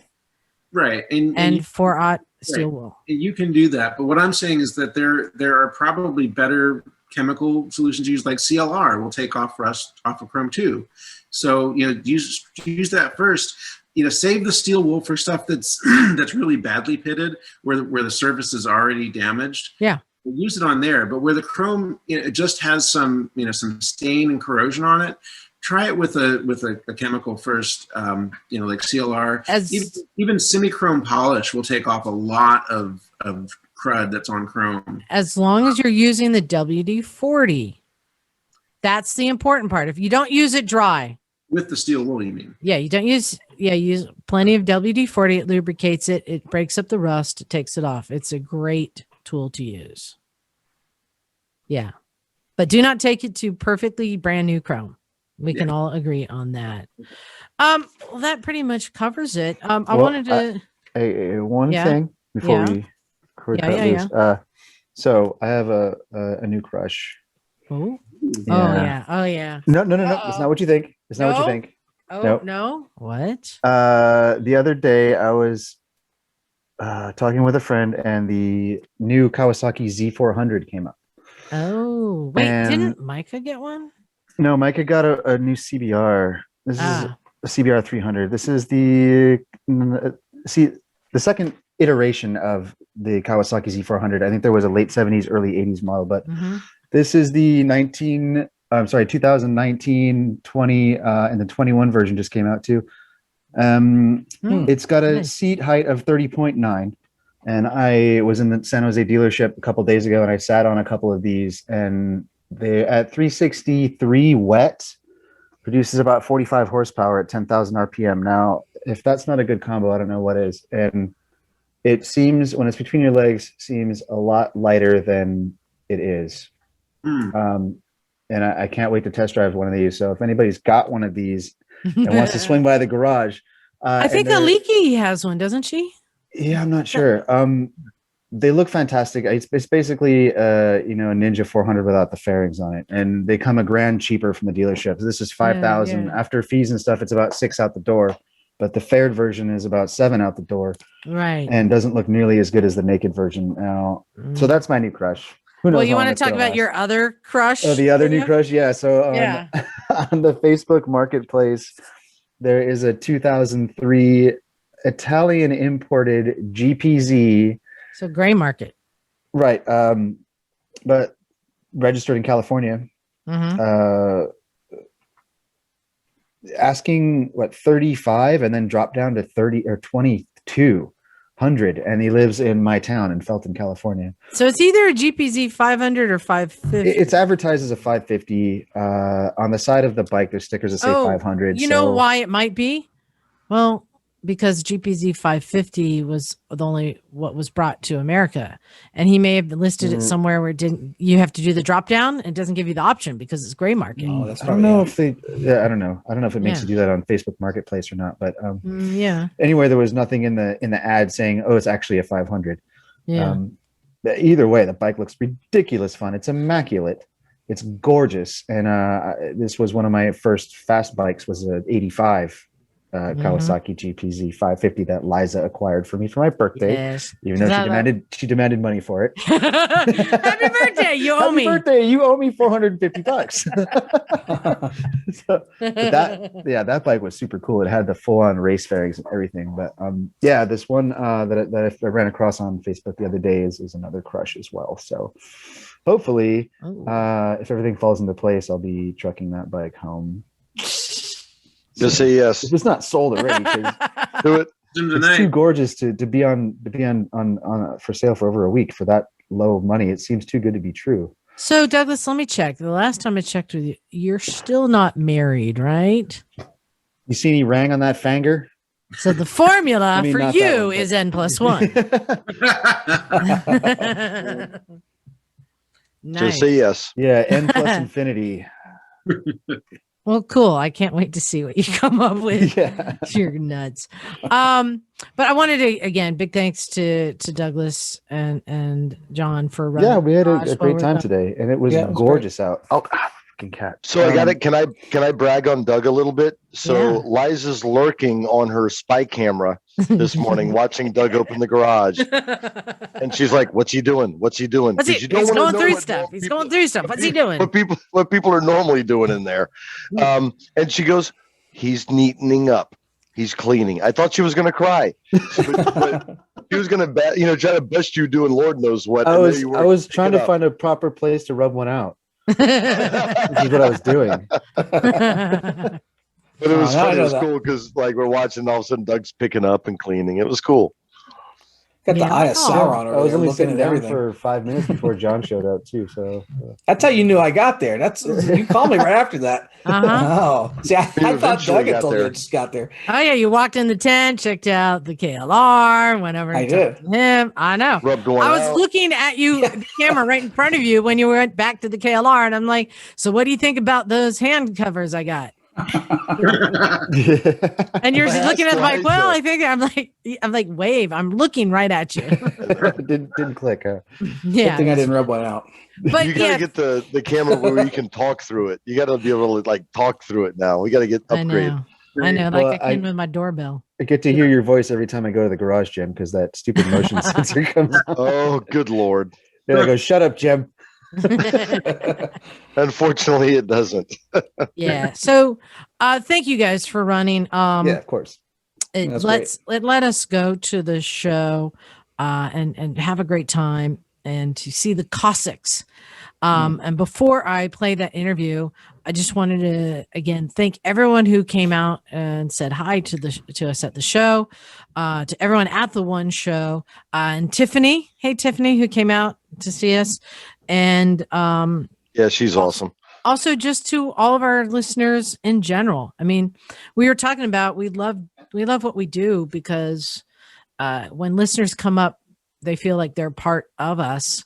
And Well, they we kind of are. immediately feel like they're part of us too. Like we know that you're our people, you know. They totally are. Well, next thing you know, you're watching the Cossacks, and there's like your podcast family, and it's like, hey, so it is part of the family. It's really fun. Makes the events great. I love running into people. It's a lot of fun. Yeah, so big thanks. And also thanks to everyone who sends us the emails. I still got a couple more that we haven't gotten to, but if you'd like to send one, you can send it to recyclemotorcyclegarage@gmail.com. Also, if you should be tuning in to Cleveland Moto Podcast so we can see what their top 10 is. I can't wait to see what they come up with. Bet And you they maybe- have a Bonneville. Oh, John. Oh, Oh, John. They're going to be my favorite podcast after this. So they I just think need to weigh in on the BMW. So I think we're not going to sign out now. We're just going to let the interview play out. We interviewed the captain. He had this look, this great Dude. long white beard, Dude. and he had the whistle. He had the whistle. And if somebody made a mistake and you made the captain mad, you know what happens? The plank comes out. They run you over. And they run you over. They run you over. They put on such a great show. If you get any chance at all to check out the Seattle Cossacks, you should do that. Great, just great. But also just seeing that for me, having been obsessed with motorcycles for this long and never having seen that there are people who are still keeping this art alive in the motorcycle culture. So it just was like mind blowing for me. Like, how did I not know this exists, you know? So we're going to listen to that episode now. Thanks, everyone. See ya. Bye. Okay, hey there. We're coming to you from the One Show in Portland, Oregon. We've got some great interviews going this weekend. This one, to me, is the most exciting of all. We are with, is it the Cossacks of Seattle or the Seattle Cossacks? Seattle Cossacks. Seattle Cossacks motorcycle stunt team. They have been running continuously for 80 years, and I think we got some of the original members right here. So I feel that old today. gentlemen, please introduce yourselves and with a brief description of who you are, what you do, and perhaps how long you've been riding for the Cossacks. We'll start with me. I'm the oldest guy on the team. When I started, I was the youngest man on the team. My name is Andrew Nicholson. I've been riding with the Seattle Cossacks for over 31 plus years on a 1947 Harley Davidson, and that bike and me have never missed a show in 31 plus years. Congratulations. My name's Sam Chedester. I'm the captain of the Seattle Cossacks, and I've been in the team 30 years, and I ride a 1949 Flathead in the team. My name is George Wright. I'm 17 years old, and I'm currently an apprentice for the Seattle Cossacks, and I've been doing it since I was around 12 years old. And that's one thing I love. I've been fascinated watching you guys. I love the age difference, that everybody has the same passion, regardless of age. Me and him look the same age. No, and you're all grinning like idiots out there. I was actually going to. I've been a really good girl this year, so perhaps I can have a puppy for Christmas. So, you guys put on a great show. I feel that here in Portland we haven't given you the best hand. There was rain last night, and you're negotiating railroad tracks. Yeah, that's a first for us. And it's there were a couple of spills, a couple of hiccups, and I know you haven't performed for a year, so you're all probably a little bit rusty. But what a show! It's Thank you. Absolutely fantastic. And I have to say, it kind of added to it a little bit, because the danger element. Exactly. It's, what you do is actually quite dangerous, isn't it? Have either three of you don't count because you're far too young, but the older, have you ever really sustained quite a notable injury while See riding? these teeth? Yes. The board went the wrong way when we ran me over. So I bit the board. Well, and for people who don't know what you guys do, can you give us the description? So the Seattle Cossacks were formed in 1938, and it came out of a group of hill climbers who, in between races, they started in the pits kind of goofing around, climbing on the bikes and building pyramids, doing stunts, and they said it got to the point where more people were watching the guys in the pits than the bikes going up the hill. So in 1938, the team got their AMA charter, and the team, of course, in that time started with 30s Harleys. And we have had in the 60s, I think we had a few glide front ends in the team, but for the close riding we do, that vintage bike works the best. 30s, 40s, hand shift, foot clutch, Springer front end, Harley Davidson motorcycles are the requirement for our team bikes. And part I like about it the most in the team is the history of keeping the vintage. I mean, there's lots of stunt. 30 years ago when I joined, I guess I wasn't Google, but there weren't a lot of, if you were to go look up stunt teams, there weren't a lot. And now if you were to Google, there's tons of stunt riders and all different sorts of stuff, but they're doing newer stuff that I would scare the heck out of me if I tried it. I'd like to see you try and get up on the front wheel. Well, it has been done. I did. We won't talk about how my bike got its nickname, but Can you? What are the names of some of the stunts you're doing? so we have. Well, go ahead, Andy. You're our announcer. Well, the best part of you talked about getting on the front wheel. Yeah. His bike is named Bingo. We were performing in a parking lot in a bingo parlor setting, right? He lost balance off the back. The bike took off all by itself. He missed going through the doors of the bingo parlor like this much. Bike went up the building and back down. We had to put a new front end or new front wheel on it. But the bike is here today. He's been riding it for 30 years. He was a rookie just like him when it happened. And I've seen a lot of stunt crews, but what you guys are doing is an old art that I will admit, in all my years of riding, I've not seen a stunt team like yours of doing pyramids and balancing, and even the thing you're doing with you're basically doing the splits. Carousel, we call it. The carousel, controlling the bike with just the clutch. Brake. That's with the brake, going in circles, and all these slow moving techniques and balance and handstands and crazy stuff. Have you guys been bringing new tricks, or is this like your old tricks that you just keep refining? We ask every rookie that joins our team to bring something to it. In other words, don't be stealing what we've already got. What are you going to show us what you can do? And that's what's been going on for the last 80 years. Okay, so that's going to segue into, let's talk to the youngest member of our crew. So, you're an apprentice. How long is the apprenticeship? Until I turn 18, and then I have to ride what's called a rookie year, and then I have to get 100% vote from the entire team to be voted in. So until I'm 18, I will continue to be an apprentice. Okay, how's that voting going? Do you think he's won over about half of the team right now? If he keeps getting straight A's, he might not fit in this team. Okay, I'm sure there'll be bribery as well. And the reason he has to wait till he's 18 is everybody has to own and maintain their own motorcycle. So he can't own it until he's 18. Okay. And and he started performing when he was 12, but he was doing the stunts, but he couldn't ride his own motorcycle until he was licensed and endorsed. So, if I can ask, you're in full uniform now, and the uniform is very, very dark. We're going to include pictures of these guys on our website so you can see, but as a description, you really are dressed like Cossacks. You have a very, very white shirt with a puffy sleeves, you have the jodhpurs, the riding pants, very shiny black boots. I thought they were almost patterned, but they're just highly shined. Beautiful captain's hats with the logo on the front, and you match the bikes. Everything's resplendent in maroon and white. However, you're dressed in full uniform, but a couple of the members of the team, the young lady and the gentleman who couldn't get his bike started last night, are all in maroon, just wearing regular pants. Is this young man just further along the process? Yes, so they're so Riley, first girl in the team in our 83-year history. And I would like to chat with Riley before we do it through today. And so this is her first year, and then John Massey, this is his first year as well. Okay, he started last year. If he started last year, but didn't get anything. But you have to earn the uniform. Right. And you notice on George's, he doesn't have the back patch yet, because that's once you're voted in, you get the back patch.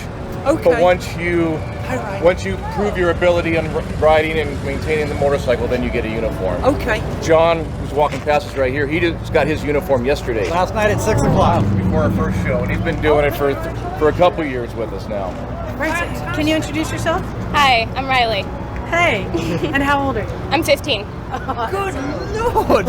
I mean, I knew there were a couple of members of the team who were very young just by watching you yesterday, but I had no idea quite how young. And how is your pelvis feeling since you just got ran over? 100% fine. You're a little worried about you. The thing I like the most is every single one of you, and you're kind of in age right now, I'm guessing, are continuing an unbroken tradition of 80 years. And I have a suspicion in 20 years' time, we might be back at another show and the Cossacks will be performing, and you two will be quite a lot older and still performing on the same bikes, doing a similar routine. That, I think, is the most appealing. There's something very old-fashioned about the show, but in a nice, kind way. It's a very, very kind show. And George, he's third generation. His grandfather was in the team when me and Andy first joined. I noticed there's family members out here, yeah? Right. My son's in the team. George, his brother, and his two cousins are both in the team. And his dad. So a real family affair. Riley, were any of your families involved? Yeah, my dad is. So you really didn't have a choice. You were kind of born to ride in this team. I more had to try to get in. Yeah. Really? So you really wanted to be in from a young age? Great! I think it's the most wonderful thing. We need more women everywhere. So you're going to be the first to get your own bike. Do you have a bike chosen already that you've got to keep an eye out for? Well, I already kind of have my own bike. I've been working on it a lot. It's called Inky Dinky. It's a 4745. Okay. Yeah, that's the bike I'm gonna keep riding until it dies. So let's talk about the bikes a little bit. Are these left-hand or right-hand throttle? Right hand. Right-hand throttle, but they're toe-to-go clutch. Yep. Hand Proper shift, clutch. foot clutch, and what a toe-to-go is. I kick around on an Indian. Oh, okay. So you basically, when the clutch is towards you, it's disengaged. When you want to engage the clutch, you push it forward, and you can just lock it in any position. It'll stay. You can slip it. It's not like letting the clutch out on a bike. If you would imagine letting the clutch lever out and it just staying wherever you leave it. So you can actually set it with a little bit of slip. So these bikes are almost perfectly made. And the perfect low center of gravity. Right. They balance well. Going back to the Second World War, my dad was a dispatch rider in the Second really? World War, and he rode a Triumph. And of course, all the American dispatch riders had just run rings around him on the WLAs, and he never figured it out until he rode one. And it's a perfect low-speed bike because of those features, and so it makes it perfect for what you do. So Riley, have you got a bike picked out yet? I do not. Okay. So, do you think you'll inherit your father's? It depends if he gets a new bike, but if he doesn't, then I will be getting my own. Okay, so here we go. Where do you get the pool of bikes from? I know one of you has a motorcycle shop. Yeah, that's Bill. Yeah. That's Bill. Yeah. So let's say Riley needs a bike. And I'm sure that bikes in that range, you don't just scan Craigslist and get one. So where do you draw them from? They still pop up, every once in a while. You can find them, or swap meets are great. Or George's bike. It was an ex-member's bike. Right. Who retired and was getting up there in years and couldn't ride it anymore. So they bought that bike from him. Quite a commitment. I mean, these are not cheap bikes to buy, and I'm sure they require quite a bit of maintaining. I can only imagine. I can imagine. So George had these two were kind of born into the team. They had no choice. Me and Andy, luckily we were young enough when we joined. I was doing this before. I didn't meet my wife till the next year after I started the team. When I was 22 years old, I met her. But so to convince a new member who's maybe 40 years old, married with kids, honey, I'm going to go spend X amount of money on this motorcycle, and I'm going to be gone every weekend all summer long. Right. Do I have your blessing? And that's why we're a big family, big extended family. I mean, we're together so much. I mean, just the stunts we do, everything's close proximity, and we're interlocking legs and arms, and you have to be close and to do it. And it just is grown into a extended family, each member. And I'm glad you mentioned that, because it's not just the commitment to the bike. It's not just the commitment to maintaining the bike or finding the money to buy your bike. Since we're a 15C organization, nonprofit, we all have full-time jobs. Right, and every weekend. This is our vacation. Friday night, pack everything up, and you hit the road. And that's all summer, right? Yep, all summer. Wow. I can't wait till we get back to that. And this year we only have a handful of shows, and last year we were able to get 2 shows in before we got shut down. So I'm looking forward to next summer, hopefully, that we're able to... Summer before last year, we had 1 weekend off. Wow. Well, the other great thing about getting young people into it is they can't afford drugs. Well, this is a pretty expensive one itself. Exactly. And the other good thing is, when I joined the team, I was the guy on top of the pyramids. I worked my way to the middle, and now I'm driving them. So it's nice to get some young, lighter, more flexible members. So to the younger members, so you have to start at the crappiest stunts and the most dangerous ones, because that's the hazing, right? It's the funnest. That's what they tell them. Yeah, the funnest. The funnest, yes. This won't hurt a bit. And when we get a new member, we always practice the stunts sitting still in the parking lot to get them used to how you're interlocking and where you're going. And then we tell them it's easier to do it while we're moving. And most people don't believe us, but it actually is. You have a little momentum going. You've got the gyroscope thing going, and it. So you got run over, but you're not hurt. You actually got hurt. No. But you got run over. I mean, for a second it hurt, but I'm fine now. How much do these bikes weigh? 850 pounds. That is Detroit steel, Milwaukee steel. These are, and then add another 250.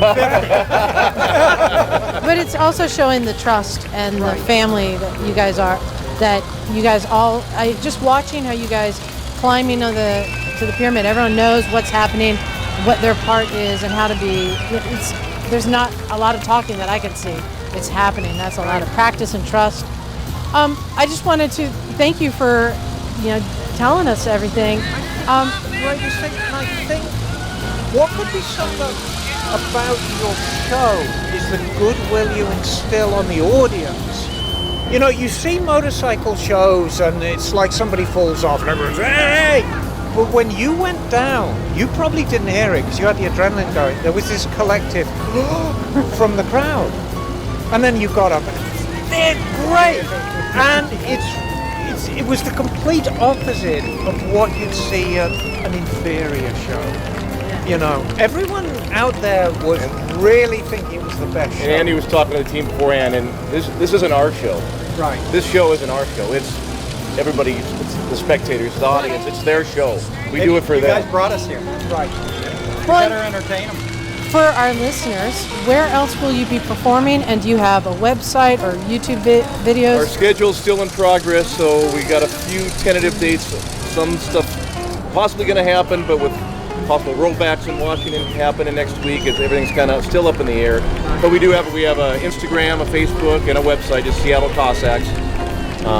So check us out. If anybody took any pictures, we'd love to see them. Post them on our page and send them to us. We'd love to see them. Thank you all so much for the interview. It really was great. It's a generational thing. I think it's the most wonderful thing I've done in a long time is interview you guys. It's great. When's your next show? It feels good to be back on the road again. Yes, it does. We're getting that energy. So when are you performing next? 3 o'clock and 6 o'clock tonight, and then one last one at noon tomorrow. That's great. We'll catch them all. And I also have to thank you for whatever is going to happen when we go back home. Because whenever I see new things like this, I tend to let's go and pull out the mini bikes and try and replicate. We're going to go home and do stupid stuff in our garage. Oh, perfect. Just want to let you know. Send videos. We will be duplicating the stunts with mini bikes, but there will be alcohol involved. Thank you, bloody knees. We'll make complete idiots of ourselves. Thanks to you all. Thanks, guys. Thank you guys so much. What an honor.